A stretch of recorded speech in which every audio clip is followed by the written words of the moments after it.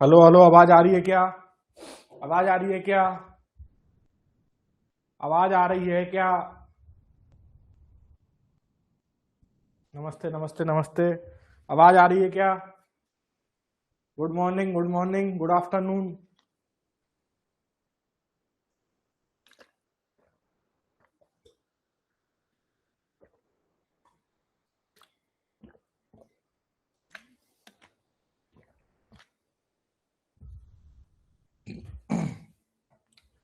चलिए, तो मैंने आपको ग्रुप में एक पीडीएफ शेयर करी थी, ठीक है? तो अपन उस पीडीएफ से पहले क्या पढ़ते हैं? पहले पीडीएफ से थ्योरी पढ़ते हैं।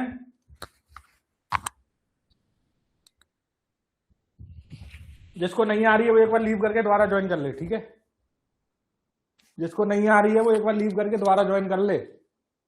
मेरी साइड से सब ओके है, ठीक है? चलिए चलिए चलिए, प्रारंभ करते हैं। प्रारंभ करते हैं शल्य तंत्र, ठीक है ना? शल्य तंत्र के बारे में बात करते हैं। तो थोड़ा आंखें खोल के, दिमाग खोल के और कान खोल के, सब खोल के बैठे एक बार, ठीक है ना? आंख कान दिमाग सब खोल के बैठेंगे, ठीक है? हम थोड़ा रफ्तार में चलेंगे, आपका सब चीजें हो चुकी हैं, एक बार अपन इसको केवल रिवाइज करेंगे, ठीक है? ग्रुप में पीडीएफ जिसको नहीं मिली है वो दोबारा जाके ग्रुप चेक करो। सो के आ जाते हैं यहाँ पे, फिर बोलते ग्रुप में पीडीएफ नहीं है। चलो चलो, ओके ओके ओके, ठीक है। सुश्रुत ने शल्य तंत्र को, अब सबसे पहले बात करते हैं कौन से आचार्य शल्य तंत्र के प्रमुख आचार्य हैं। तो अपने को पता है सुश्रुत कौन है, सुश्रुत। तो सुश्रुत शल्य तंत्र के कौन है? सुश्रुत शल्य तंत्र के प्रमुख आचार्य हैं। तो इन्होंने किसको श्रेष्ठ माना है? तो सुश्रुत ने शल्य तंत्र को श्रेष्ठ माना है। किसने माना है? सुश्रुत ने। तो किसके अनुसार शल्य तंत्र श्रेष्ठ बताया गया है? तो सुश्रुत के अनुसार क्या क्या बताया गया है? शल्य तंत्र श्रेष्ठ बताया गया है। क्या बताया गया है? श्रेष्ठ बताया गया है। चलिए, अब बात करते हैं, अब एक पॉइंट और बात करते हैं। शल्य का विषयार्थ क्या है? कि शल्य का आधा विषय क्या है? अगर आपसे पूछा जाए शल्य का आधा विषय क्या है, शल्य का आधा विषय, तो अगर अपने से पूछा जाए शल्य का आधा विषय, तो शल्य का आधा विषय है मर्म। क्या है शल्य का आधा विषय? मर्म, ठीक है ना? शल्य का आधा विषय क्या है? मर्म है, ठीक है? क्या है? मर्म है। चलिए, इसके बाद बात करते हैं शल्य की अर्ध चिकित्सा क्या है? शल्य की अर्ध चिकित्सा है शिरावेद। क्या है? शिरावेद। शल्य की अर्ध चिकित्सा क्या है? शिरावेद है। शल्य की अर्ध चिकित्सा क्या है? शिरावेद, ठीक है ना? क्या है? शिरावेद। शल्य की अर्ध चिकित्सा क्या है? शिरावेद। चलिए, अब बात करते हैं शल्य चिकित्सक के गुण। तो शल्य चिकित्सक के गुण क्या क्या है? शौर्य, आशु क्रिया, शस्त्र तैक्षण्य, अस्वेद, अवेपतु और असम्मोह। मतलब जो सर्जन होना चाहिए, मतलब जो सर्जन होना चाहिए, जो सर्जन होना चाहिए वो शौर्ययुक्त होना चाहिए, मतलब बलवान होना चाहिए, बलवान होना चाहिए, ठीक है? आशु क्रिया मतलब जल्दी जल्दी काम करने वाला होना चाहिए। ऐसा नहीं है सर्जरी में 7 घंटे लगा दिए, 8 घंटे लगा दिए छोटी सी सर्जरी में, ठीक है ना? चलिए, तो शौर्य, आशु क्रिया, शस्त्र तैक्षण्य, ठीक है? क्या? शस्त्र तैक्षण्य, ठीक है? शस्त्र की तीक्ष्णता होनी चाहिए, मतलब उसके जो इंस्ट्रूमेंट्स है वो कैसे होने चाहिए? तीक्ष्ण होने चाहिए, ठीक है? और अस्वेद, अस्वेद मतलब उसको पसीना नहीं आना चाहिए। पता बड़ी सर्जरी कर रहा है, वहीं पसीना टपका दिया रोगी के शरीर पे ही, ठीक है ना? इन्फेक्शन हो जाएगा, ठीक है? चलिए, इसके बाद अवेपतु, अवेपतु मतलब उसको शरीर में कंपन नहीं होने चाहिए। क्या नहीं होने चाहिए? कंपन नहीं होने चाहिए। पता बड़ी कैंची लेके खड़ा है, काट रहा है, यूं हाथ हिल रहे हैं, तो कैसे काम चलेगा? नहीं चलेगा ना? चलिए, तो अवेपतु। असम्मोह मतलब ऐसा नहीं रक्त रक्त वगैरह को देख के कि उसने खून देखा और क्या हुआ? मूर्छित हो गया। क्या हो गया? मूर्छित हो गया, ऐसा भी नहीं।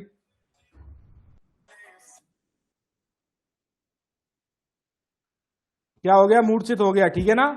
क्या हो गया? मूर्छित हो गया। क्या हो गया? मूर्छित हो गया, है ना? तो शौर्य, आशु क्रिया, शस्त्र तैक्षण्य, अस्वेद, अवेपतु और असम्मोह। भाई किस किस को आवाज क्लियर नहीं आ रही है? जिसको आवाज सही आ रही है वो सारे थम्सअप दे दो जल्दी से, ठीक है? जिसको आवाज सही आ रही है वो सारे थम्सअप दे दो। ये फालतू में बकवास कर रहे हैं क्लास में।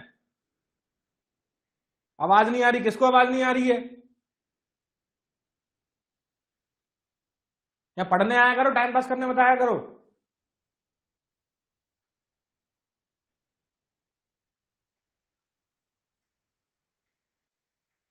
चलो, आगे बात करते हैं। तो शल्य चिकित्सक के गुण क्या है? शौर्य, आशु क्रिया, शस्त्र तैक्षण्य, अस्वेद, अवेपतु और असम्मोह, ये क्या बताए गए हैं? शल्य चिकित्सक के गुण बताए गए हैं। ठीक है, शल्य चिकित्सक के क्या बताए गए हैं? गुण बताए। चलिए बात करते हैं आगे। तो शल्य तंत्र को प्रधान क्यों माना गया है? शल्य तंत्र को प्रधान मानने का क्या कारण है? शल्य तंत्र को प्रधान क्यों माना गया है? आपसे पूछा जाए शल्य तंत्र को प्रधान क्यों माना गया है, तो आशु क्रिया, क्योंकि यहाँ पे क्या होती है, सारे कर्म क्या होते हैं यहाँ पे, ठीक है ना।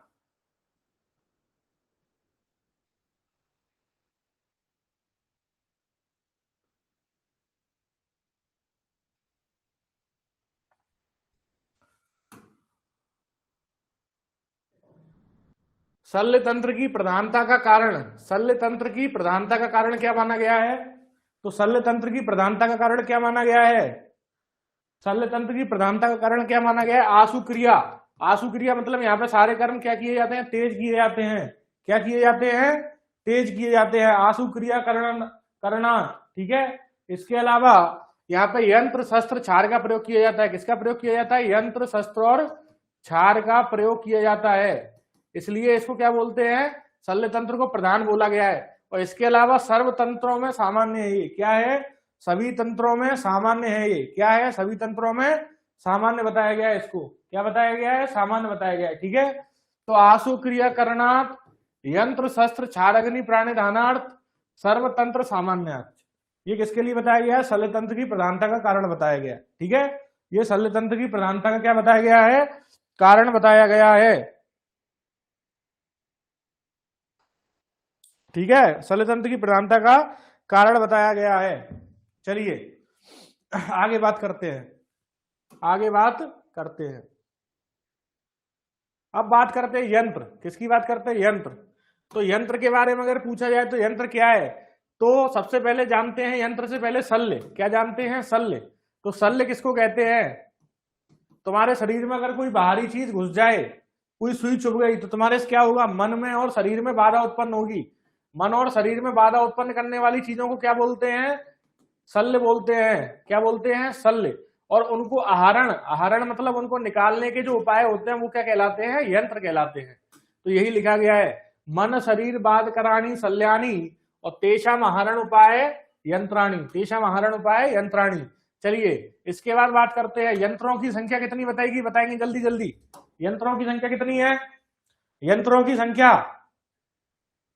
की संख्या बताएंगे। तो यंत्रों की संख्या कितनी मानी गई है? 101 मानी है सुश्रुत में। कितनी मानी है? 101। ठीक है, 101। और भागवत ने अगर अष्टांग हृदय पूछे तो क्या है? 106। और अगर अष्टांग संग्रह पूछे तो कितना है? 116। कितनी है? 116। तो लेकिन आपसे मेनली सुश्रुत का ही पूछा जाता है। तो यंत्रों की कुल संख्या कितनी है? 101। कितनी है? 101।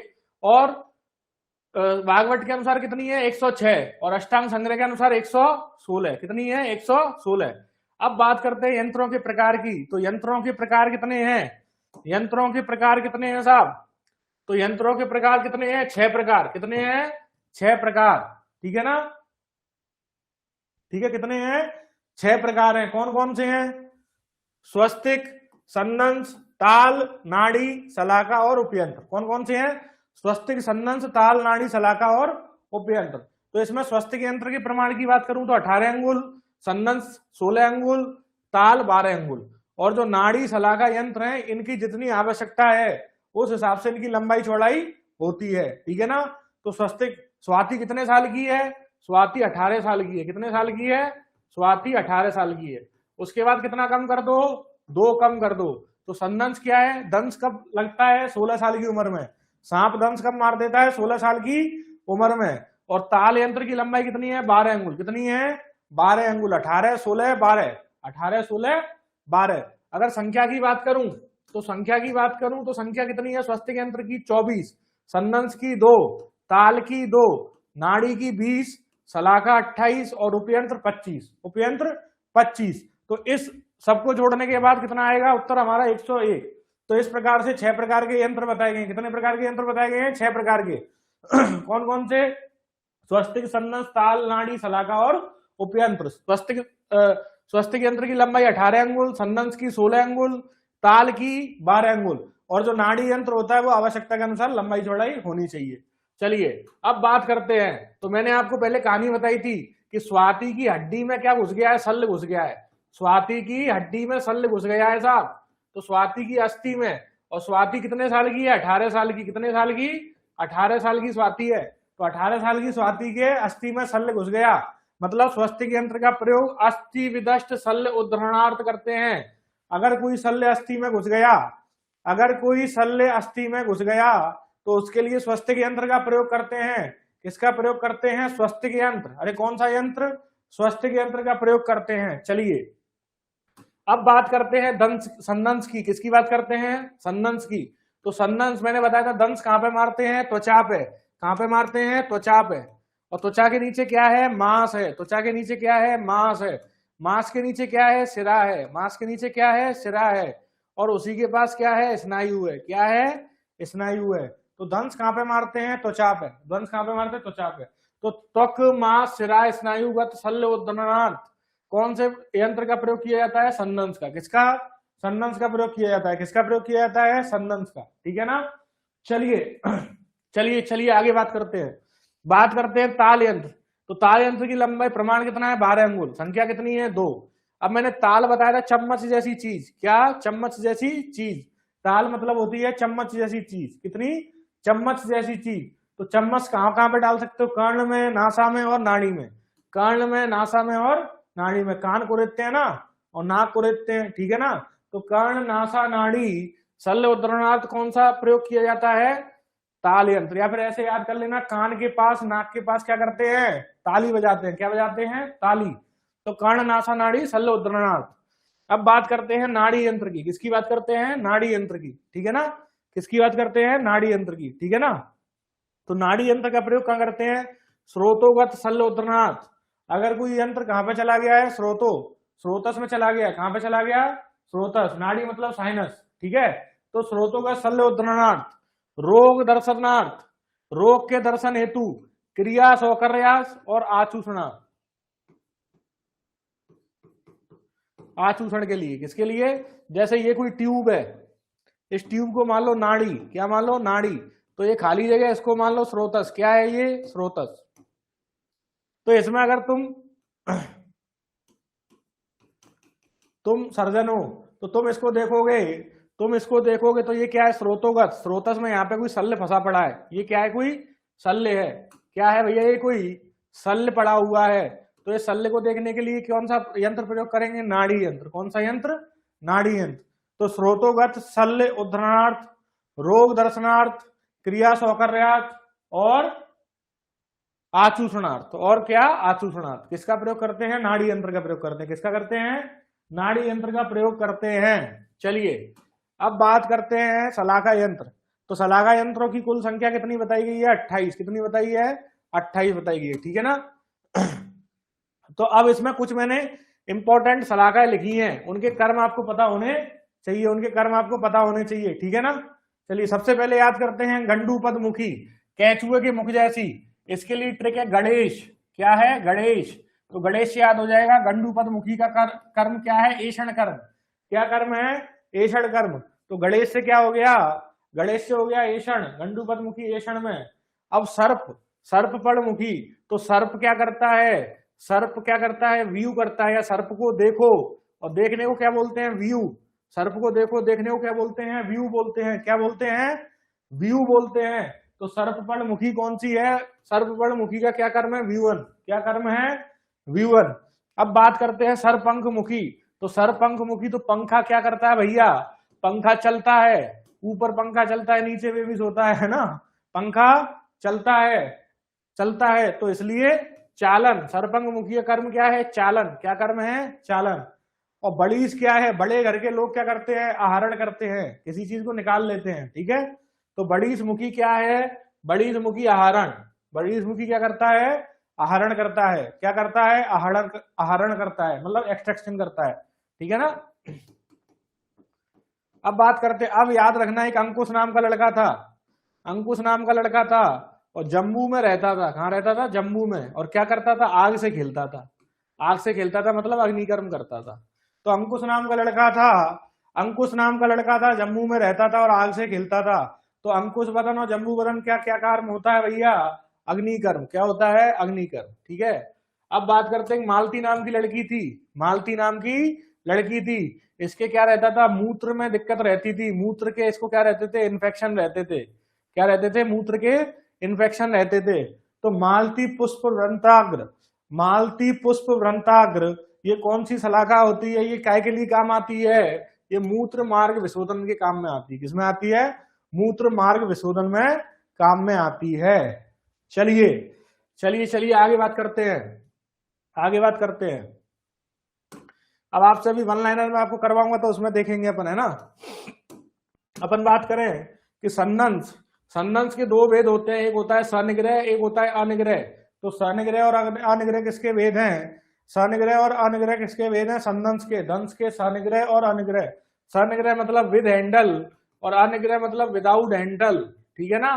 ऐसी ताल के भी दो वेद होते हैं, कौन कौन से? एक ताल, द्विताल। एक ताल, द्विताल। ये कभी नहीं पूछेगा आपसे क्योंकि उसमें ताल ताल शब्द आ गया है ना, ताल ताल शब्द आ गया। तो सन्नंस के दो वेद है, कौन कौन से? सन्नंस, सनिग्रह और अनिग्रह।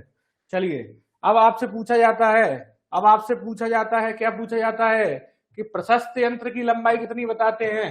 तो प्रशस्त यंत्र, जो बढ़िया यंत्र होगा, जो बढ़िया यंत्र होगा उसकी लंबाई होती है 18 अंगुल। कितनी अंगुल? 18 अंगुल। कितनी अंगुल? 18 अंगुल। ठीक है ना। कितनी अंगुल? ये 5वीं 6वीं बार चल रहा है। स्पीड कम करने वाले जो कह रहे हैं, पढ़ते नहीं होंगे घर पे।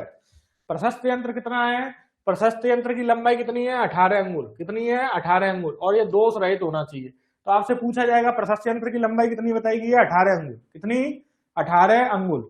अब आपसे दो क्वेश्चन और पूछे जाते हैं, प्रधानतम यंत्र और प्रधान यंत्र। प्रधानतम यंत्र, तो प्रधानतम यंत्र किसको बोला गया? हस्त को। किसको बोला गया है? हस्त को बोला गया। क्योंकि बिना हाथ के यंत्र को कैसे पकड़ोगे? अरे बोलो, बिना हाथ के, बिना हाथ के, बिना हाथ के यंत्र को कैसे पकड़ोगे? ठीक है ना। तो हस्त यंत्र की लंबाई कितनी बताई गई है? 18 अंगुल। कितनी बताई है? 18 अंगुल। अरे समझ में आ रहा है क्या? स्पीड किस किस को तेज लग रही है? स्पीड सही है वो थम्स अप करो जल्दी जल्दी। जिसको स्पीड सही लग रही है वो एकदम अंगूठा दिखाएंगे, थम्स अप करेंगे कमेंट बॉक्स में, ताकि पता लगे स्पीड सही है। सही है ना स्पीड? चलो चलिए चलिए, पता नहीं क्या एकदम स्लो स्लो पढ़ाना है क्या। चलो, तो प्रशस्त यंत्र की लंबाई कितने अंगुल बताई गई है? 18 अंगुल। कितनी बताई गई है? 18 अंगुल बताई गई है। कितनी बताई गई है? 18 अंगुल। प्रधानतम यंत्र किसको बोला गया है? तो प्रधानतम यंत्र हस्त को बोला गया है। और अगर आपसे पूछा जाए प्रधान यंत्र, प्रधान यंत्र कौन सा है?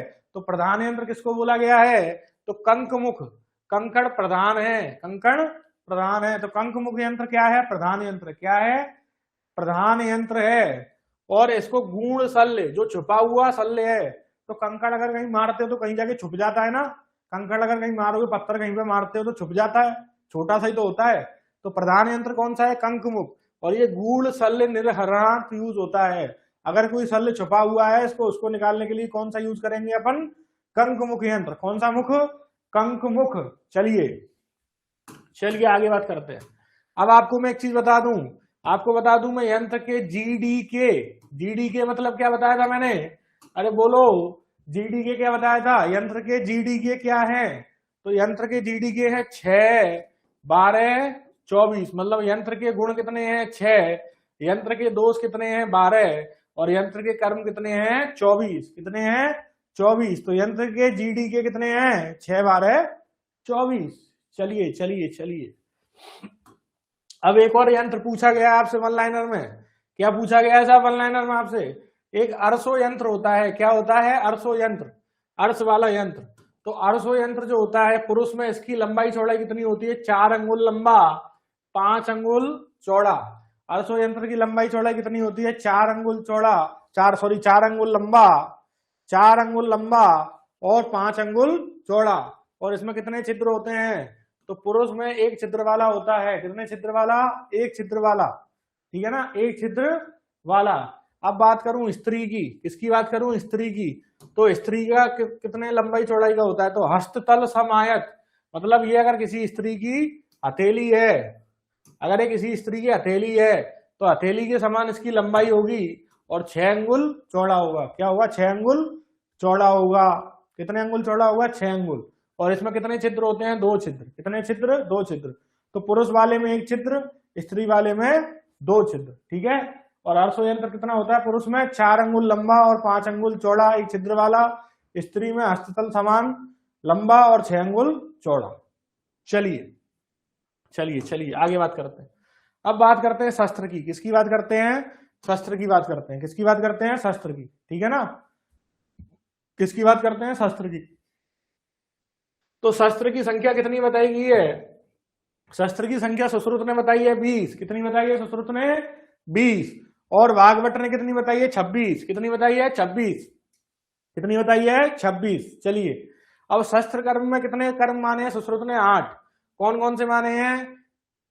छेवे, अरे कौन? छेवे लेवे, छेवे लेवे या वीसी, छेवे लेवे या वीसी मतलब छेदन, भेदन, लेखन, वेदन, ऐषण, आहरण, विश्रावण और सीवन।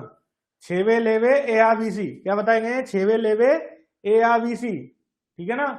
ए वीसी। और ए को किसने नहीं माना है? अरे बोलो ए को किसने नहीं माना है? तो चरक बोलता है ए आई एम नॉट मानिंग ए। ठीक है, मैं ए को नहीं मानता।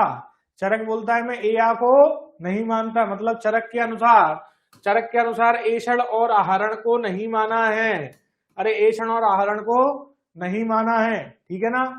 और जो शस्त्र कर्म बताए हैं, ठीक है, जो शस्त्र कर्म बताए हैं अष्टांग हृदय ने कितने माने हैं? 13 माने हैं साहब। कितने माने हैं? 13। ठीक है, कितने माने हैं? 13। तो सुश्रुत ने 8 माने हैं, छेवे लेवे ए या बीसी। चरक ने 6 माने हैं, उसमें ए या को नहीं माना, मतलब ऐषण और आहरण को नहीं माना। और अष्टांग हृदय ने कितने माने हैं? 13। कितने माने हैं? 13। चलो अब आपसे पूछा गया है कि शस्त्र कर्म करने से पहले रोगी को लघु भोजन कराना चाहिए। कैसा भोजन कराना चाहिए शस्त्र कर्म करने से पहले?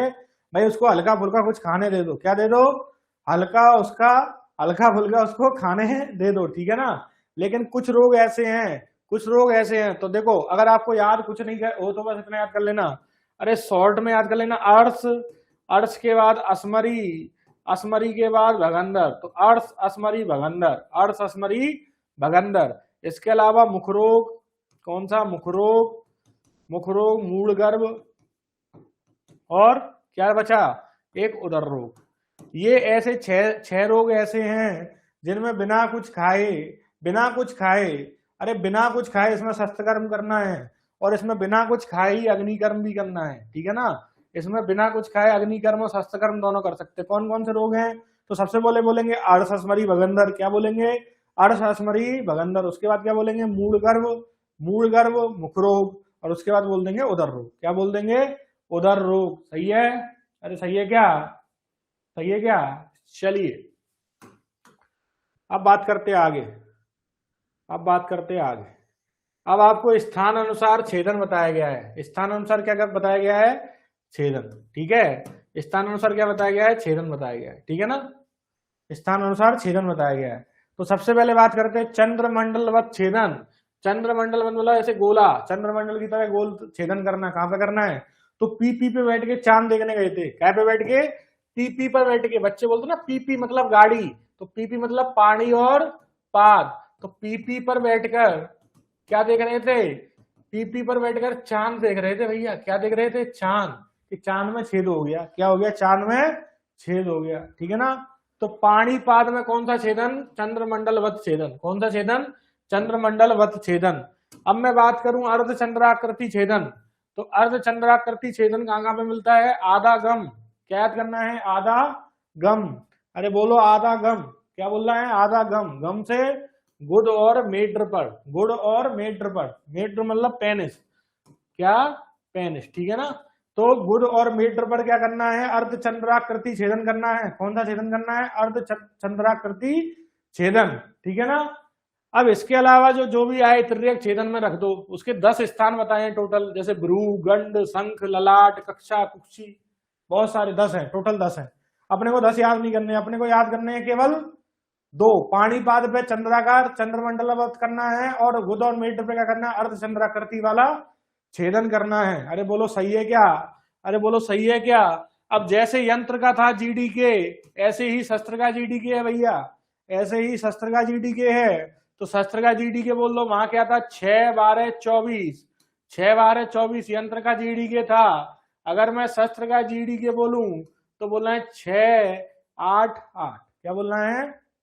6 8 8। क्या बोलना है? अरे बोलो 6 8 8। क्या बोलना है? 6 8 8। चलिए अब बात करते हैं कुछ शस्त्रों के नाम और उनका क्या क्या कर्म है, उनका क्या क्या कर्म है। चलिए बात करते हैं, चलिए बात करते हैं, बात करते हैं। तो पहला याद करना है मंडलाग्र और करपत्र, इसको याद कर लेंगे। माँ के छोले। अरे माँ क्या बनाती है? माँ बना रही है छोले। क्या बना रही है? छोले। अरे क्या बना रही है माँ? छोले बना रही है। क्या बना रही है? छोले। तो मंडलाग्र और करपत्र का क्या काम है? छेदन और लेखन। क्या काम है? छेदन और लेखन। अरे क्या बोलना है? छेदन और लेखन। ठीक है ना? अब ऐसे ही मैंने अभी बताया था वडीस, वडीस बताया ना, वडीस, वडीस मुखी सलाखा। तो वडीस और दंत शंकु, तो ये क्या कर रहे थे? आहरण। क्या कर रहे हैं? आहरण। क्या कर रहे हैं? आहरण। तो वडीस और दंत शंकु क्या करते हैं? आहरण करते हैं। क्या करते हैं? आहरण करते हैं। क्या करते हैं? आहरण। ठीक है। अब सूची, तो सूची विवश हो जाती है। सूची क्या है? सूची में व्यवस्था है। व्यवस्था मतलब सूची विश्रावण भी करती है, सूची वेदन या वेदन भी करती है, और सूची सीवन भी करती है। क्या भी करती है? सीवन भी करती है। क्या करती है? सीवन। तो सूची तीनों काम करते हैं। सूची विवश है साहब। सूची क्या है? विवश है। सूची क्या है? विवश। विवश मतलब विश्रावण भी करेगी, वेदन भी करेगी और सीवन भी करेगी। अरे सही है क्या? अरे सही है क्या? चलिए चलिए चलिए चलिए चलते हैं आगे की ओर, चलते हैं आगे की ओर। अब बात करते हैं शस्त्रों के प्रमाण की। शस्त्रों के प्रमाण की बात करते हैं। किसकी बात करते हैं? शस्त्रों के प्रमाण। तो इसके लिए एक ही ट्रिक याद करनी है। अरे नए 8, क्या 8? नए 8 सरारी 10, नए 8 सरारे 10 और बाकी 6। ये ऐसे चल रहा है जैसे कोई दुकानदार कपड़े की दुकान पे कोई काम कर रहा है ना तो वो ऐसे बोलता है, अरे नए 8 आए हैं, बोलते ना नए 8 आ गए और सरारे पड़े हैं 10 और बाकी बचे कुछ 6। ठीक है, नए 8 आए हैं स्लॉट और सरारे कितने पड़े हैं? 10 और बाकी कितने हैं? 6। बाकी कितने हैं? 6। ठीक है, तो इससे अपने को याद हो जाएगा, क्या याद हो जाएगा कि नए, तो नए से हो गया भैया नख और एषणी। क्या हो गया? नख और एषणी। तो नए 8, तो ये 8 अंगुल प्रमाण की है। कितने प्रमाण की है? 8 अंगुल प्रमाण की। नए 8 सरारी मुखी, सरारी मुख या इसी को बोलते हैं करतरी। क्या बोलते हैं? करतरी। कैंची है ये एक तरीके की। तो ये कितनी होती है? 10 अंगुल। कितनी होती है? 10 अंगुल। अरे बोलो कितने अंगुल? 10 अंगुल। और जो बाकी बचे कुछ शस्त्र हैं, बाकी बचे कुछ शस्त्रों का प्रमाण क्या है? 6 अंगुल। कितना है? 6 अंगुल। अरे बोलो 6 अंगुल। ठीक है ना? कितना है? 6 अंगुल। चलिए अब आपसे एक वन लाइनर में क्वेश्चन पूछा गया है, कर पत्र की लंबाई चौड़ाई कितनी होती है? तो कर पत्र की लंबाई चौड़ाई कितनी होती है भैया? तो कर पत्र की लंबाई चौड़ाई, तो अगर आपसे पूछी जाए तो ये पहली बात तो बताई सुश्रुत ने, यानी अष्टांग हृदय ने बताई है। किसने बताई है? अष्टांग हृदय ने। तो इन्होंने बोला है इसको 10 अंगुल लंबा और 2 अंगुल चौड़ा ले लो। कितना? 10 अंगुल लंबा और 2 अंगुल चौड़ा। अरे बोलो 10 इंटू 2। अरे 10 इंटू 2। ठीक है ना? 10 अंगुल लंबा और 2 अंगुल चौड़ा लेना है करपत्र। कितना? 10 अंगुल लंबा और 2 अंगुल चौड़ा लेना है। चलिए चलिए चलिए बात करते हैं। अभी आपको 20 मिनट या 15 मिनट में सारे वन लाइनर्स के जवाब आपको ही देने हैं, इसी पीडीएफ से हैं वो सारे। ठीक है, मैं अभी डिस्कस करूंगा उनको, तो तैयार रहना जवाब देने के लिए धुआंधार। अब बात करते हैं अणुशस्त्र। तो अणुशस्त्र कितने माने गए हैं? तो अणुशस्त्रों की संख्या कितनी मानी है भैया? तो अणुशस्त्र कितने माने गए हैं साहब? तो अणुशस्त्रों की संख्या मानी गई जो सहायक होते हैं, जो मुख्य शस्त्र होते हैं उनके अलावा जो सहायक होते हैं। तो अणुशस्त्र की संख्या मानी गई 14। कितनी मानी है? 14। लेकिन अष्टांग संग्रह या भागवत बोलते हैं नहीं साहब, हम 14 नहीं, हम 3 एक्स्ट्रा मानेंगे। हम सुश्रुत वाले में 3 एक्स्ट्रा मानते हैं, मतलब कुल मिला के ये बताते हैं 17। कितने बताते हैं? 17। अगर आपसे पूछा जाए श्रेष्ठ अणुशस्त्र क्या है, तो अगर आपसे पूछा जाए श्रेष्ठ अणुशस्त्र, तो श्रेष्ठ अणुशस्त्र सुश्रुत के अनुसार क्षार है। कौन है? क्षार। कौन सा कर्म? क्षार कर्म। और अगर चरक के अनुसार पूछा जाए तो चरक बोलते हैं हम तो जल के वासी हैं, जलौका को मानेंगे। किसको मानेंगे? जलौका को।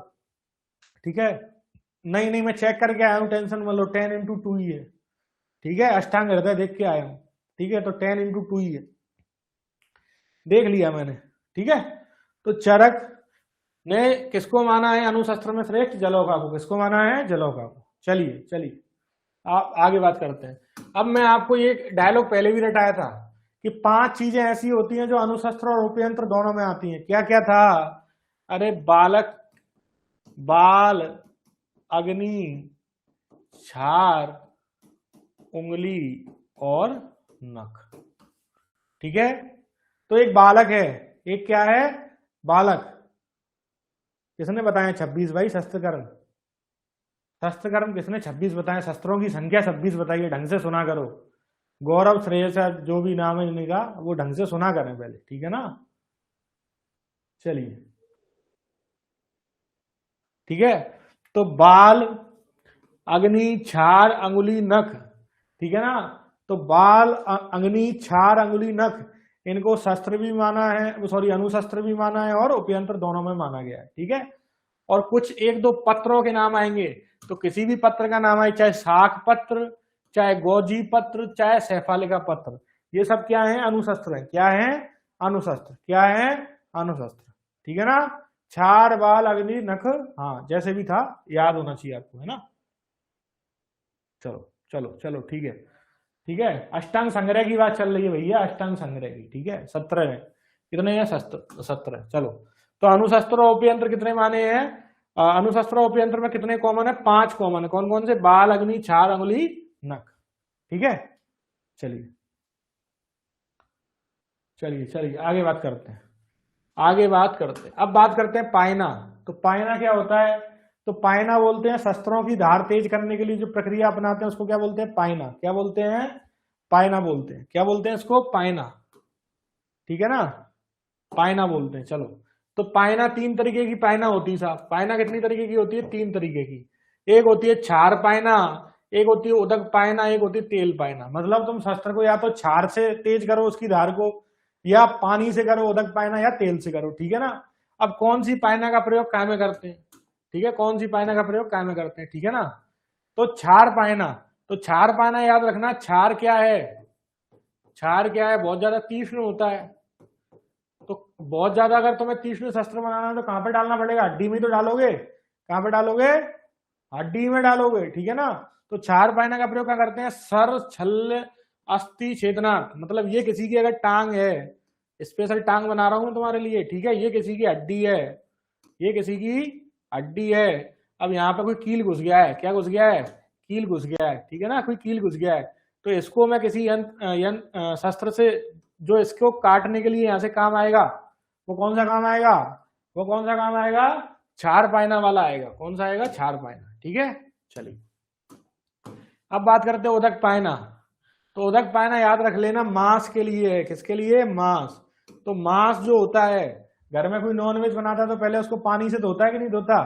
तो मांस में क्या आएगी? उदक पायना। क्या आएगी? उदक पायना। कौन सी पायना? उदक पायना। अरे बोलो, उदक पायना। इसके 6वें पा, मतलब मांस के 6वें पा, 6वें पा मतलब छेदन, भेदन और पाटन के लिए प्रयोग होती है। कौन सी पायना? उदक पायना। तेल पायना की बात करूं तो तेल पायना का काम क्या है? तेल पायना का काम है सिरा स्नायु छेदनार्थ। अगर कोई शल्य कहां घुस गया? सिरा में या फिर स्नायु में। ठीक है ना? तो सिरा स्नायु में क्या करना है? सिरा स्नायु में तेल की मालिश करनी है। ठीक है, किसकी? तेल की। तो तेल पायना का प्रयोग कहां करते हैं? सिरा स्नायु छेदनार्थ। किसके लिए? सिरा स्नायु छेदनार्थ। ठीक है, चलिए अब बात करते हैं शस्त्र धारा की। किसकी बात करते हैं? शस्त्र की धारा। शस्त्र धारा की बात करते हैं, तो शस्त्र की धार कैसी होनी चाहिए किस किस कर्म के लिए? ठीक है, तो इसको याद कर लेना, भोला मसूर। क्या? भोला मसूर। अब भोला, भोला से क्या हो गया? भेदन। तो भेदन के लिए मासूरी। अरे कौन सी? मासूरी। और ला से हो गया लेखन। लेखन के लिए कौन सी? अर्ध मासूरी। कौन सी? अर्ध मासूरी। अरे सही है कि नहीं है? बोला मसूर, बोला मसूर की बीवी। ठीक है, चलो कैसे भी याद कर लो। अब बात करते हैं केश की। किसकी? केश की। तो केसिकी में याद करना है बीबी, बीबी के केस, कैसे याद करना है, बीबी के केश, बीबी के केश मतलब बीबी के बाल, बीबी के बाल मतलब बीबी में क्या है, केसिकी है, मतलब वेदन, वेदन और विश्रावण में कैसा यूज करना है, केस की धारा होनी चाहिए, कैसी होनी चाहिए, केस की, सही है। और बची कुची छेदन में क्या हो गई, अर्ध केस की, ठीक है, क्या हो गई, अर्ध केस की। तो बोला से याद हो गया वेदन के लिए मासूरी और ला से लेखन के लिए अर्ध मासूरी, और याद क्या करना, बीवी के केस मतलब वेदन और विश्रावण के लिए केस की और छेदन के लिए अर्ध केस की। चलिए चलिए बात करते हैं, अब बात करते हैं सीवन, सीवन की बात करते हैं। तो सीवन के 4 प्रकार बताए हैं, कितने बताए हैं, 4 प्रकार। तो 4 प्रकार कौन कौन से बताए हैं साहब, तो इसके लिए ट्रिक है वेगातुर, क्या है ट्रिक, वेगातुर, क्या है, वेगातुर। वेगातुर से कैसे कैसे याद करना है, अरे वे से वेल्य तक, ग से गो फलिका, त से तुन्न सेवनी और र से ऋजु ग्रंथि, ठीक है, व से वेल्य तक, ठीक है, ग से गो फलिका और त से तुन्न सेवनी और र से ऋजु ग्रंथि। सूची के अगर मैं प्रकार की बात करूं तो 3 प्रकार बताए हैं, कितने बताए हैं, 3 प्रकार, कितने प्रकार बताए हैं, सूची के 3 प्रकार बताए हैं। 3 प्रकार कौन कौन से बताए हैं, हाँ सबकी अपनी अपनी अलग अलग तरीके, अनूतु गोरी, ठीक है, चलो। तो सबसे पहले वृत्त अंगुल द्वयम, क्या बताया, वृत्त अंगुल द्वयम मतलब उसका जो वृत्त अंगुल हो और 2 अंगुल की हो वो, ठीक है ना, तो वृत्त अंगुल द्वयम, इसका कब यूज करना है, जब अल्प मांस भाग या संधि प्रदेश में सीवन करना है, कि जहां पे मांस कम हो या फिर किसी जॉइंट में अगर अपने को सीना है उसको सीवन कर्म करना है, वहां पे कोई चोट लगी है तो अल्प मांस भाग और संधि प्रदेश में वृत्त अंगुल द्वयम यूज करना है। अधिक मांस वाले में क्या करना है, तो अधिक में आ रहा, अधिक भी अधिक, अधिक में आयत त्रयंगुल, कौन सा, आयताकार और त्रयंगुल प्रमाण की सूची का प्रयोग करना है। अब आता है धनुर्वक्रा, जिसका टेढ़ा हो, कैसा हो, टेढ़ा, ऐसी सूची होती ना। तो धनुर्वक्रा का प्रयोग कब करना है, जब मर्म स्थान पर सीवन करना हो, कहां पे करना हो, मर्म स्थान पर या विसरण कोष पर, विसरण कोष मतलब स्क्रोटम, किस पर, स्क्रोटम पर, इसमें या उदर में सीवन कर्म करना हो तो धनुर्वक्रा सूची का प्रयोग करते हैं, कौन सी, धनुर्वक्रा सूची का प्रयोग किया जाता है। तो वृत्त अंगुल द्वयम अल्प मास और संधि प्रदेश में, आयत त्रयंगुलम अधिक मास वाले में, धनुर्वक्रा मर्म स्थान वृषण कोष और उदर के सीवन कर्म में प्रयोग की जाती है। चलिए आगे बात करते हैं, सीवन कर्म का निषेध कहां बताया गया है, तो सीवन कर्म का निषेध कब बताया गया है, क्षार अग्नि, सीवन कर्म का निषेध कब बताया गया है, क्षार से, अग्नि और विष से अगर दुष्ट व्रण है, किसी व्रण में क्या है, क्षार पड़ा हुआ है, अग्नि पड़ा हुआ है, विष, अगर कोई व्रण किसके वजह से हुआ है, क्षार के वजह से, अग्नि की वजह से या विष के वजह से अगर कोई व्रण हुआ है, तो उस व्रण में अपन को सीवन कर्म नहीं करना, मतलब उसको कभी भी खुला ही छोड़ना है ताकि वो भर जाए, ठीक है ना। या अंतलोहित शल्य, अंतलोहित शल्य मतलब उसमें अंदर कुछ घुसा पड़ा है, ठीक है ना, उस घाव में कुछ अंदर गंदगी पड़ी है, कुछ शल्य पड़ा है, अंतलोहित शल्य पड़ा है, तो इन केस में सीवन कर्म नहीं करने, वरना वो घाव क्या हो जाएगा, जो व्रण है वो सड़ जाएगा, व्रण सड़ जाएगा, ठीक है। अब बात करते हैं सूची कर्म या सीवन कर्म के व्यापक कितने होते हैं, 2 होते हैं, कितने होते हैं, 2, याद रखना, सूची कर्म के व्यापक कितने होते हैं, 2 होते हैं, और शस्त्र कर्म के व्यापक कितने होते हैं, 4 होते हैं, कितने होते हैं, 4, अरे कितने होते हैं, 4 होते हैं, ठीक है।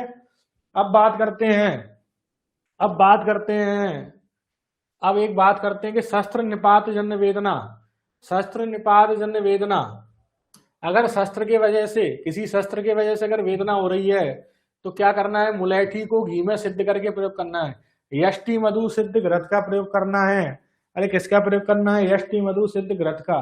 अब थोड़ा 2 मिनट बाद ही 4 मिनट बाद आप चौकन्ने होके बैठेंगे, ठीक है, मैं सारे क्वेश्चन आपसे पूछूंगा, धकाधक जवाब देने हैं, ठीक है। चलिए अब बात करते हैं शल्य के प्रकार। तो शल्य के अगर मैं प्रकार की बात करूं तो शल्य के प्रकार 2 बताए हैं, एक बताया है अवबद्ध, अवबद्ध मतलब जो धातुओं में अंदर घुस गया हो, कोई भी जैसे तीर वीर घुस जाता ना, पुराने जमाने देखा महाभारत घुस गया तीर, एकदम छाती में चला गया, ठीक है ना, तो वो क्या है, वो अवबद्ध शल्य, कौन सा शल्य, अवबद्ध।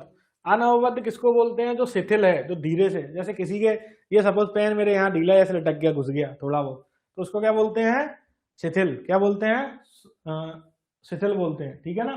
तो अवबद्ध और अनअवबद्ध। अब शल्य निर्हरण के उपाय कितने हैं, तो शल्य निर्हरण के उपाय दो हैं, एक तो प्रतिलोम या अर्वाचीन, एक है अनुलोम या पराचीन। इसमें कंफ्यूज मत होना, अनुलोम या पराचीन को याद कर लेना, अपरा मतलब अनुलोम को ही बोलते हैं पराचीन और प्रतिलोम को बोलते हैं अर्वाचीन। ठीक है, तो ये शल्य निर्हरण के उपाय हैं। आपके वन लाइनर में क्वेश्चन में आंसर गलत दे रखा है। ठीक है, तो प्रतिलोम या अर्वाचीन, अनुलोम या पराचीन। अब अर्वाचीन किसको बोलते हैं? जो शरीर में दूर तक घुस गया ना, दूर तक नहीं गया शल्य, मतलब जो शिथिल है। अर्वाचीन मतलब शिथिल, अनवबद्ध की बात कर रहा है ये, इसकी अनवबद्ध की, शिथिल शल्य की बात कर रहा है। तो उसके निकालने के लिए तरीका अपनाया जाता है, वही प्रतिलोम तरीका अपनाया जाता है, उसी को अर्वाचीन ही बोलते हैं। ठीक है ना, तो ये एक मेथड है। और अगर दूर तक घुस गया हो तो उसको अनुलोम या पराचीन बोलते हैं। जैसे आर पार चला गया मेरे, जैसे सपोज ऐसे माथे में घुस गया कोई तीर, तो अगर ये आर पार चला गया तो ये हो गया अनुलोम, अनुलोम मतलब पराचीन हो गया ये। तो इसको जैसे तीर अगर इधर साइड गया यूं, तो मैं इधर से इसको खींच लूंगा, ये क्या है? अनुलोम है। ठीक है, और अगर तीर ऐसे घुसा है और मैं इसको यूं कर रहा हूं, ठीक है ना, तो वो क्या हो जाएगा? पराचीन। ठीक है, चलो समझ में आया तो ठीक, नहीं आया तो छोड़ सकते, कोई नहीं पूछ रहा आपसे इतना डिटेल। अब बात करते हैं कि अनवबद्ध शल्य निकालने के उपाय कितने बताए गए हैं? तो 15 उपाय बताए गए। कितने बताए गए हैं? 15 उपाय। ठीक है ना, इसमें वस्ती और स्नेहन नहीं आता, याद रखना है, वस्ती और स्नेहन इसमें नहीं आता है, वस्ती और स्नेहन इसमें नहीं आता है। ठीक है, वस्ती स्नेहन नहीं आता है। अगर आपसे पूछा जाए शल्य की गतियां कितनी है, तो शल्य की गतियां 5 बताइए, सुश्रुत और अष्टांग हृदय ने, ऊर्ध्व अधो तिर्यक ऋजु अर्वाचीन, ये छोड़ दो आप, और 3 बताइए अष्टांग संग्रह ने। कितनी बताई है? 3 अष्टांग संग्रह ने। तो अगर आपसे पूछा जाए शल्य की गतियां कितनी बताई हैं, सुश्रुत और अष्टांग हृदय ने 5 बताई है, अष्टांग संग्रह ने 3 बताई है। कितनी बताई है? 3। चलिए तो यहां तक हो गया। अब अपन बात करते हैं वन लाइनर्स की।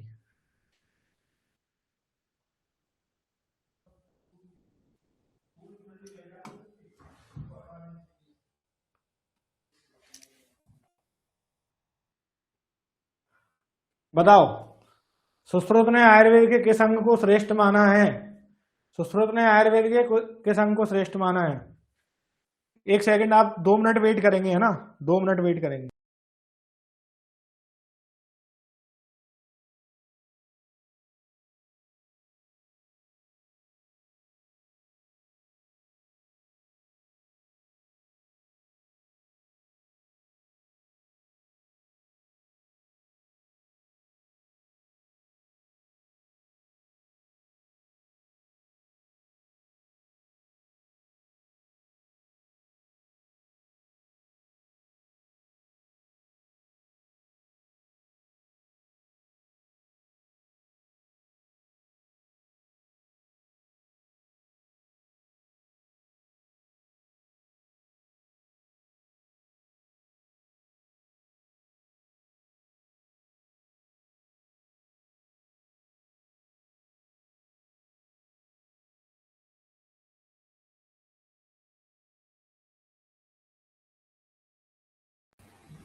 बताएंगे जल्दी जल्दी बताएंगे, कहां भाग गए भाई? ठीक है, बताएंगे। सुश्रुत ने किस अंग को श्रेष्ठ माना है? अरे बताएंगे।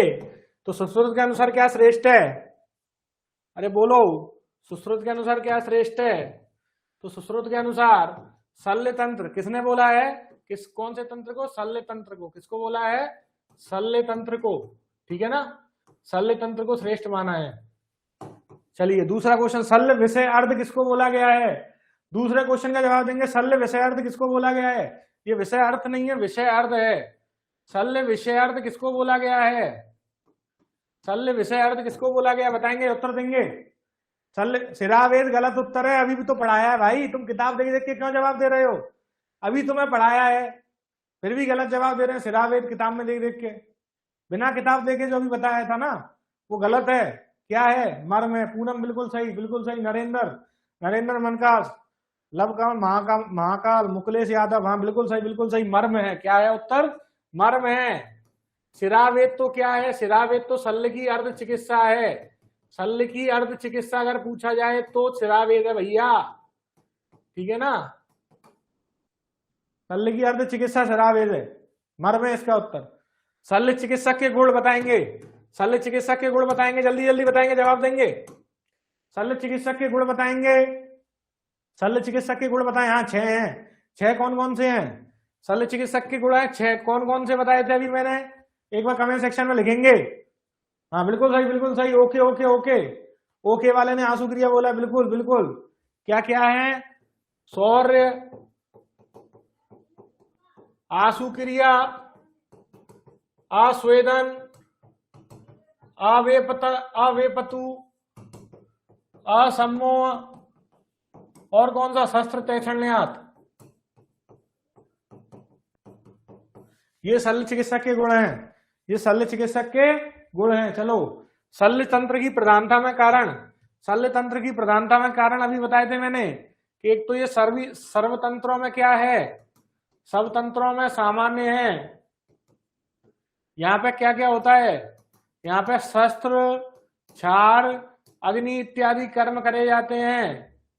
और यहाँ पे शल्य में जो भी काम होता है सब आशु काम होता है, मतलब जल्दी काम होता है। तो आशु क्रिया करना, तो ये 3 कारण किसके लिए बताए गए हैं, शल्य को सर्वतंत्रों में प्रधानता का कारण बताया गया है। चलो बताएंगे अगले क्वेश्चन का जवाब। सुश्रुत ने यंत्रों के प्रकार कितने बताए हैं, चलो बताओ बताओ। सुश्रुत ने यंत्रों के प्रकार कितने बताए हैं,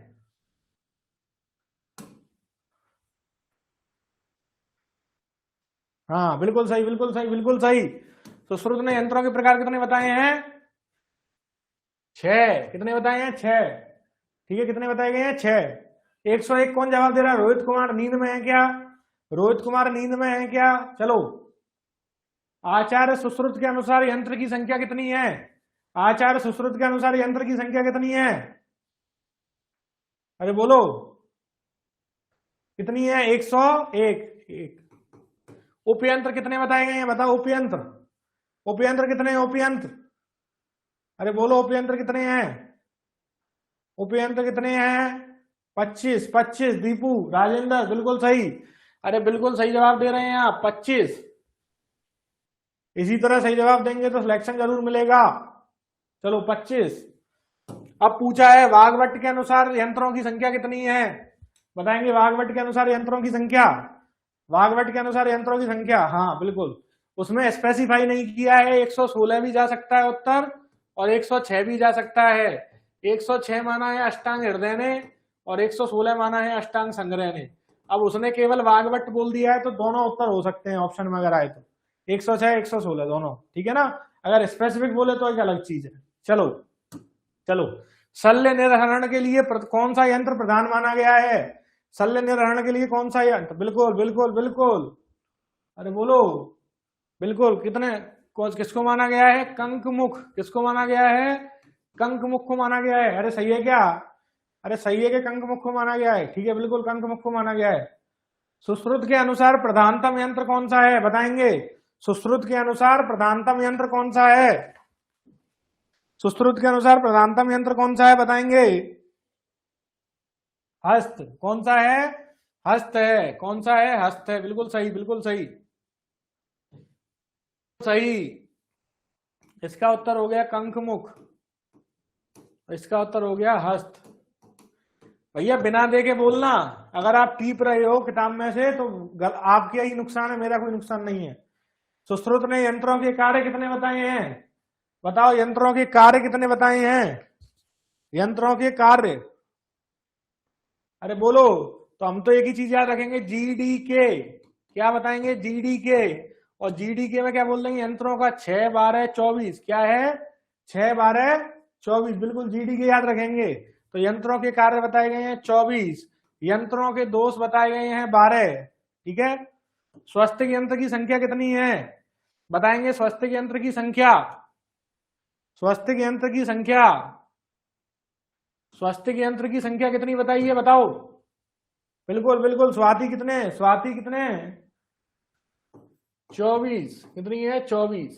और इसकी लंबाई कितनी है बताना, स्वस्तिक यंत्र की लंबाई कितनी है, स्वस्तिक यंत्र की लंबाई बता दो, स्वस्तिक यंत्र की लंबाई बता दो, लंबाई 18 अंगुल, बिल्कुल सही, बिल्कुल सही, बिल्कुल सही, बहुत ही सुंदर, अति उत्तम, ठीक है। 24 कितनी बताइए, 24।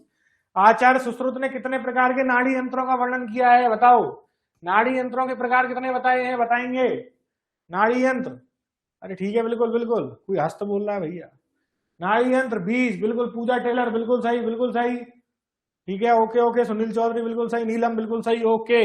20 कितने बताए गए हैं? 20। अरे बोलो कितने बताए गए हैं? 20। बताओ सुश्रुत अनुसार सनिग्रह और अनिग्रह किसके वेद हैं? बताओ सनिग्रह और अनिग्रह किसके वेद हैं? अरे बोलो सनिग्रह अनिग्रह किसके वेद हैं?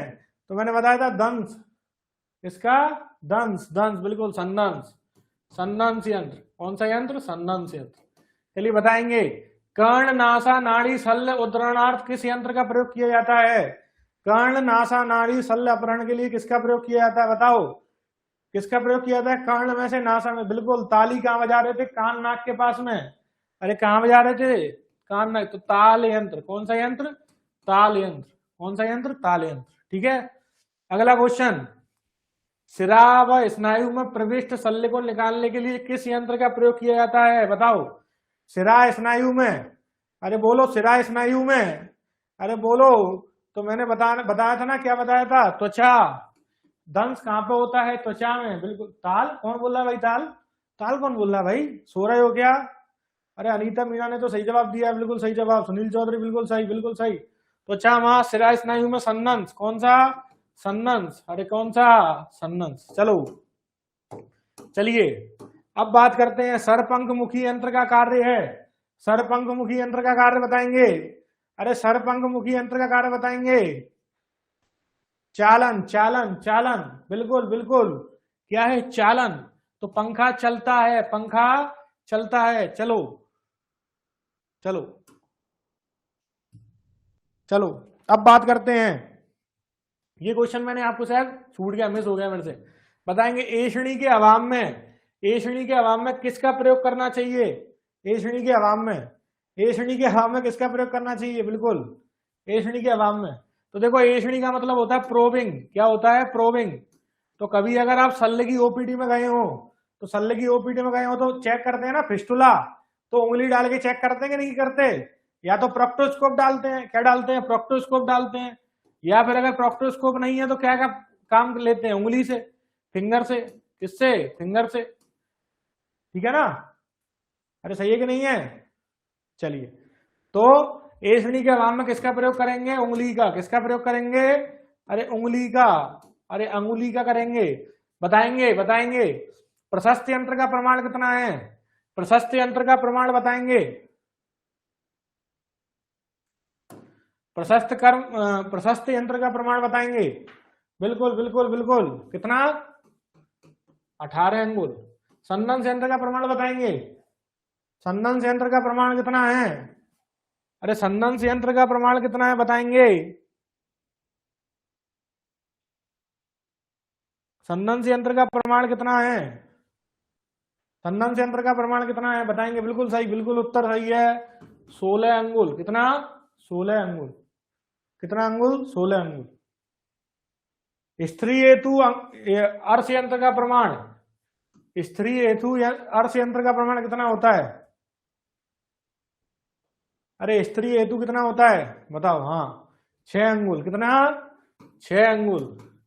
ये तो इसकी चौड़ाई थी, और अगर लंबाई पूछूं तो क्या बताऊंगा? हस्ततल के समान, हस्ततल के समान। बता दो पुरुष में कितना था अर्श यंत्र?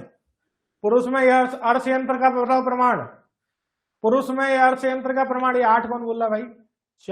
4 अंगुल और 4 × 5। रोहित सारवन बिल्कुल सही। अगर पुरुष में पूछा जाए तो 4 × 5 अंगुल और कितना? 1 छिद्र। और स्त्री में पूछा जाए तो हस्ततल के समान और गुणा 6 अंगुल, और ये 2 छिद्र वाला होना चाहिए। कितने छिद्र वाला? 2 छिद्र वाला। चलिए चलिए चलिए, शलाका यंत्रों की लंबाई में कितनी अंगुली प्रमाण है?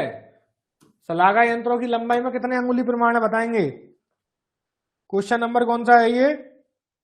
शलाका यंत्रों की लंबाई में कितना अंगुली प्रमाण है बताएंगे। बिल्कुल बिल्कुल। कितना है? 18 अंगुल। कितना है? 18 अंगुल। 18 अंगुल।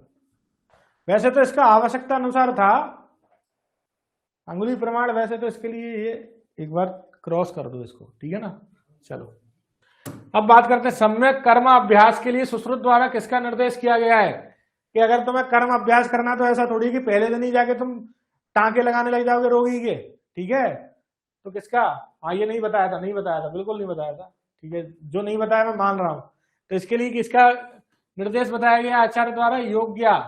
योग्य मतलब होता है डमीज, क्या होता है, डमीज, जिन पर तुम प्रैक्टिस करते हो, जैसे इंजेक्शन लगाना सीखते हैं, डमी आती ना आजकल, उनको योग्य बोलते हैं, ठीक है ना।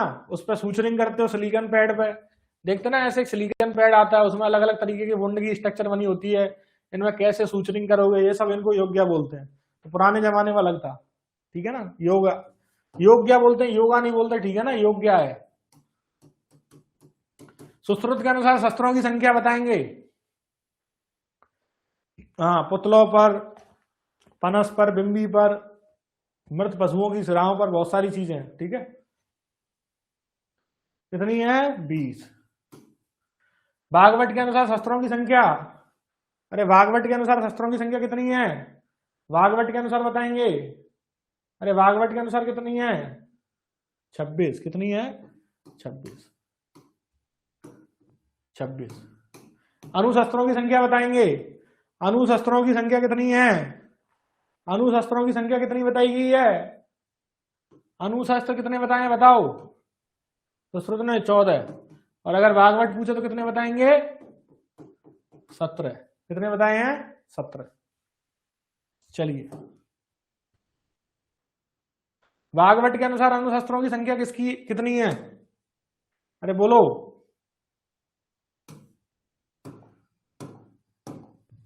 बोलो, भागवत के अनुसार अणुशस्त्रों की संख्या 17। कितनी है, 17। अणुशस्त्रों में प्रधान किसको माना है, अणुशस्त्रों में प्रधान किसको माना है सुश्रुत ने,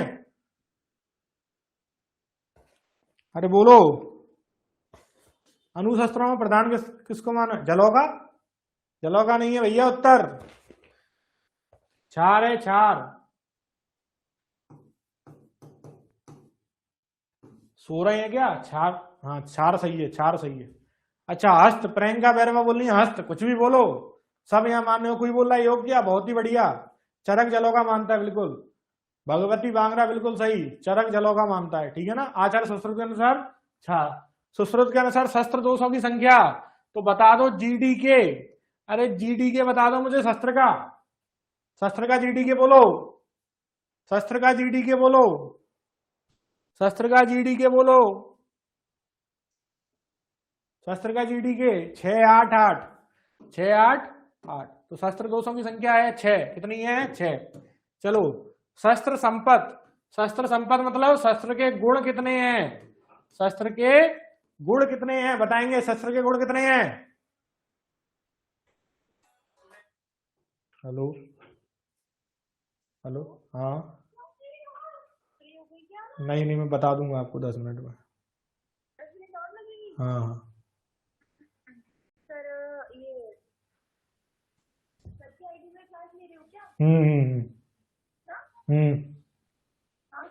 हाँ हाँ, ठीक है। तो सुश्रुत अनुसार शस्त्र संपत्ति कितने हैं, 6। कितने हैं, 6। चलिए, आचार सुश्रुत अनुसार शस्त्र कर्मों की संख्या है, देख लेना आंख खोल के, शस्त्र कर्म पूछा या शस्त्रों की संख्या पूछा है, शस्त्र कर्म पूछा है, शस्त्रों की संख्या, आंसर लगा जाते हैं 20, फिर बोलते हैं हमारा उत्तर सही है। तो शस्त्र कर्म कितने हैं, 8। कितने हैं, 8। चरक के अनुसार कितने हैं, चरक के अनुसार कितने हैं, चरक के अनुसार कितने हैं शस्त्र कर्म, चरक के अनुसार कितने हैं, 6। कितने हैं, 6।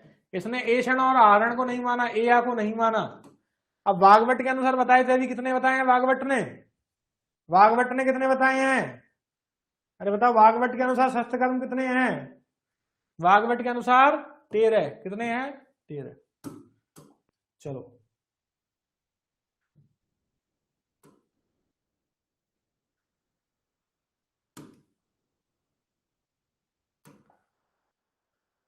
सुश्रुत अनुसार किन रोगों में बिना कुछ खिलाए करवाना है शस्त्र कर्म, सुश्रुत अनुसार किन रोगों में बिना कुछ खाए शस्त्र कर्म करवाना है बताएंगे, सुश्रुत मतानुसार किन रोगों में बिना कुछ खाए शस्त्र कर्म करवाना है बताएंगे। अरे जवाब दो जल्दी जल्दी, हाँ बिल्कुल, हर्ष असमरी, भगंदर, मूडगर्भ, मुखरोग, उदर, बिल्कुल सही। ज्योति टेलर बिल्कुल सही, गोवर्धन लाल चौधरी बिल्कुल सही, मोनिका खाटप, मोनिका खाटप बिल्कुल सही, बिल्कुल बिल्कुल। मुआवाम, बिल्कुल बिल्कुल मुआवाम ही चलता है, ठीक है ना। तो मूल गर्भ, अरे भैया आर्स, अरे भैया असमरी, अरे भैया भगंदर, अरे भैया मुख रोग, और अरे भैया उधर रोग, ठीक है ना। ठीक है, चलिए ठीक है, सबकी अपनी अपनी ट्रिक है, ठीक है। मेरे को तो बिना ट्रिक के याद रहता है, क्योंकि ज्यादा ट्रिक बनाते हैं तो फिर ट्रिकों में घूम जाते हैं, ठीक है। सुश्रुत ने शाक पत्र को किस वर्ग में रखा है? बताओ, मैंने बताया पत्र पत्र आ जाए तो कौन से में रखना है? पत्र कहां पर रखने हैं बताओ, पत्र कहां पर रखने हैं बताओ। अरे बोलो पत्र कहां पर रखने हैं? अनुशस्त्र, ज्योति ज्योति बिल्कुल सही, अनुशस्त्र। गुदा व मीटर में कौन सा छेदन करना है बताओ। तो क्या था, गुदा व मीटर में कौन सा छेदन करना है? अरे गुदा मीटर में कौन सा छेदन करना है? आधा गम। अरे क्या आधा गम? आधा गम मतलब अर्धमंडल, अर्ध चंद्रमंडलाकार, सही है कि नहीं है? अर्ध चंद्रमंडलाकार, बिल्कुल सही बिल्कुल सही। सुश्रुत के अनुसार चंद्रमंडलाकार छेदन कहां पे करते हैं? सुश्रुत के अनुसार चंद्रमंडलाकार छेदन कहां करते हैं बताओ। चंद्रमंडल आकार का छेदन कहां पे किया जाता है? तो चंदा कहां पे देख रहे थे? पीपी पर बैठकर, तो पाणिपाद। क्या है उत्तर? पाणिपाद, पाणिपाद। सरारी मुख की लंबाई, सरारी मुख की लंबाई कितनी है? अरे बोलो, सरारी मुख की लंबाई कितनी है? सरारी मुख की लंबाई कितनी है बताएंगे? नए 8, सरारी 10, बाकी 6, कितने अंगुल? 10 अंगुल। करपत्र की लंबाई चौड़ाई बताएंगे, करपत्र की लंबाई चौड़ाई बताएंगे। अरे करपत्र की लंबाई चौड़ाई बताएंगे, 6 8 8 बोल रहे हैं कुछ तो, अभी उसी में गोए पड़े हैं। करपत्र की 10x2, बिल्कुल सही बिल्कुल सही। 6 अंगुल कौन बोल रहा है भाई? लंबाई चौड़ाई पूछी, 10 अंगुल गुणा 2 अंगुल। करपत्र की लंबाई चौड़ाई है 10x2 अंगुल, ठीक है। सुश्रुत मतानुसार सरारी मुख का प्रमाण होता है, वही क्वेश्चन पूछ लिया दोबारा। सरारी मुख की प्रमाण कितना है? सुश्रुत मतानुसार सरारी मुख का प्रमाण कितना बताया गया है? 10 अंगुल। कितना बताया गया है? 10 अंगुल। अरे बोलो। अब पूछा गया नख शस्त्र व एषणी का परिणाम होता है। नख शस्त्र व एषणी, नख शस्त्र व एषणी का परिणाम, परिणाम नहीं है, परिमाण है। क्या है? परिमाण।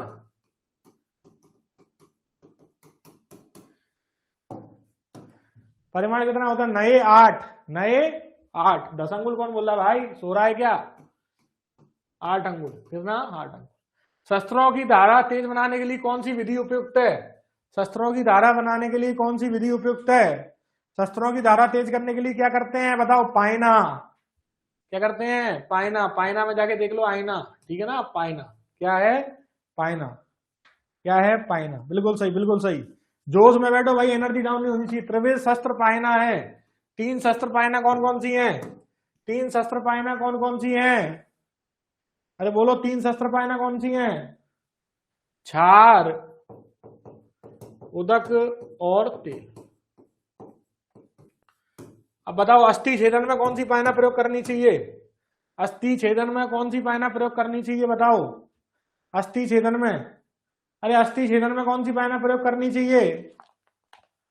अस्थि छेदन में कौन सी पायना प्रयोग करनी चाहिए? क्षार पायना। कौन सी पायना? क्षार पायना।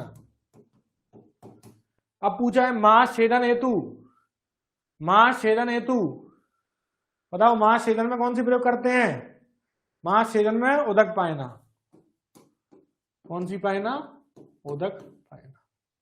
बताओ छेदन कर्म हेतु शस्त्र की धार कैसी होनी चाहिए? छेदन कर्म हेतु शस्त्र की धार कैसी होनी चाहिए बताएंगे? छेदन कर्म हेतु शस्त्र की धार कैसी होनी चाहिए? छेदन कर्म के लिए, हाँ, तेल का स्नायु, बिल्कुल बिल्कुल। अर्धकेशिकी। कैसी? अर्धकेशिकी।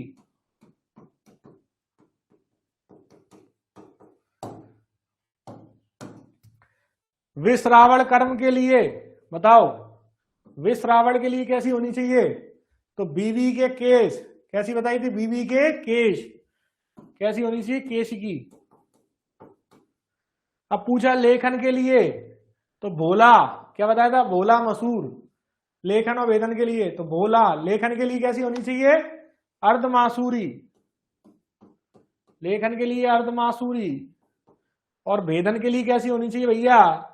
अरे भेदन के लिए बोल दो मासूरी। कैसी होनी चाहिए? मासूरी। अरे सही है क्या? मासूरी। कैसी होनी चाहिए? मासूरी। चलिए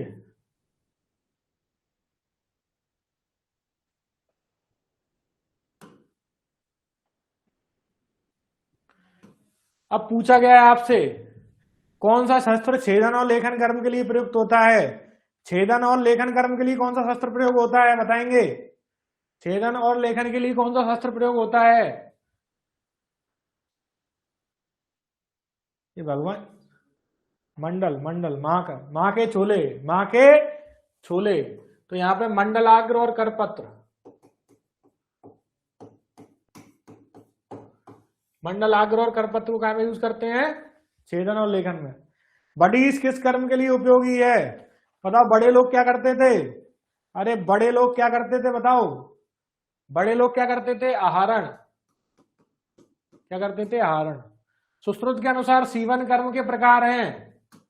सुश्रुत के अनुसार सीवन कर्म के प्रकार हैं। सीवन कर्म के कितने प्रकार बताए गए हैं? 4। 4 बताए गए हैं।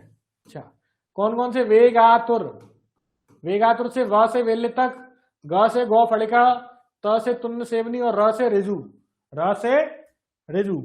सुश्रुत के अनुसार सीवनी के प्रकार है। सीवनी मतलब सूची, और सूची के प्रकार कितने बताए हैं बताओ? सूची के प्रकार कितने बताए हैं? सूची के प्रकार 3 नहीं है? हाँ सही है, बिल्कुल सही, 3 है। कितने हैं? 3। सीवन कर्म किया जाता है, सीवन कर्म किया जाता है, सीवन कर्म किया जाता है। तो अलग अलग जगह पे बता दें सीवन कर्म, ठीक है ना?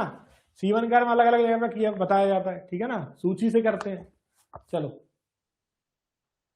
वृत्त अंगुल द्वयम, सूची का प्रयोग किस जगह पे बताया था ना? वृत्त अंगुल द्वयम, जहां पे अल्प मास हो और क्या हो? संधि प्रदेश हो।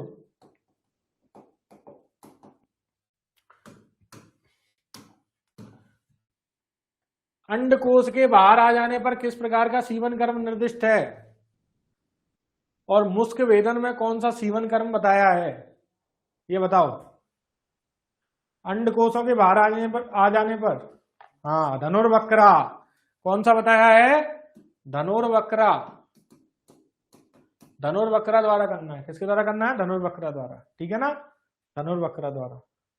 सूची कर्म की व्यापत्तियां हैं, सूची कर्म की व्यापत्तियां बताएंगे कितनी हैं? सूची कर्म की व्यापत्तियां 2 है। आंसर 4 नहीं है। सूची कर्म की व्यापत्तियां 2 है, गलत है ये। यहां पे जो दिया गया है वो गलत है, इसका आंसर है 2। क्या है? 2। सूची कर्म की व्यापत्तियां 2 बताई गई हैं केवल, 4 नहीं बताई हैं। तो 4 लिख लिया सुष्मिता यादव, 4 गलत है, किताब में गलत दिया है, मैंने अभी बताया था 2। कितनी बताई थी? 2। 4 क्या है? शस्त्र के व्यापक है। किसके व्यापक है? शस्त्र के।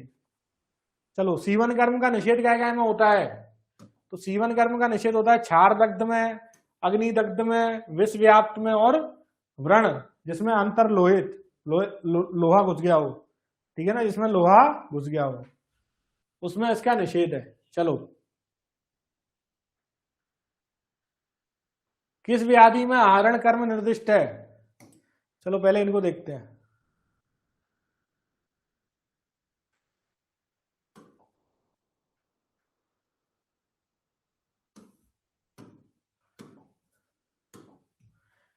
अर्वाचीन और पराचीन क्या है? शल्य निर्हरण के ही उपाय, शल्य निर्हरण के उपाय, ठीक है ना?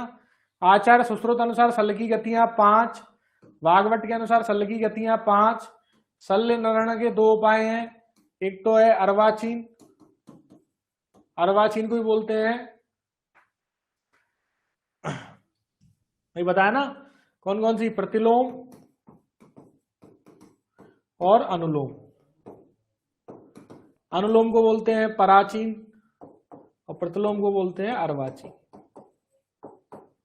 ठीक है ना? यही मैंने बताया आपको। तो स्रोत अनुसार अवबद्ध तथा अनुबद्ध किसके वेद हैं? तो ये शल्य के वेद हैं। किसके वेद हैं? शल्य के। अनवबद्ध शल्य निर्हरण के उपाय कितने बताए गए हैं? 15। कितने? 15।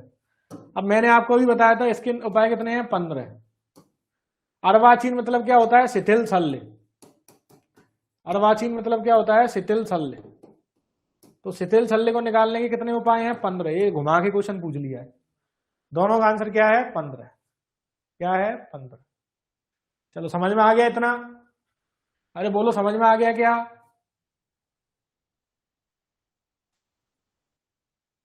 इतना समझ में आ गया? चलिए,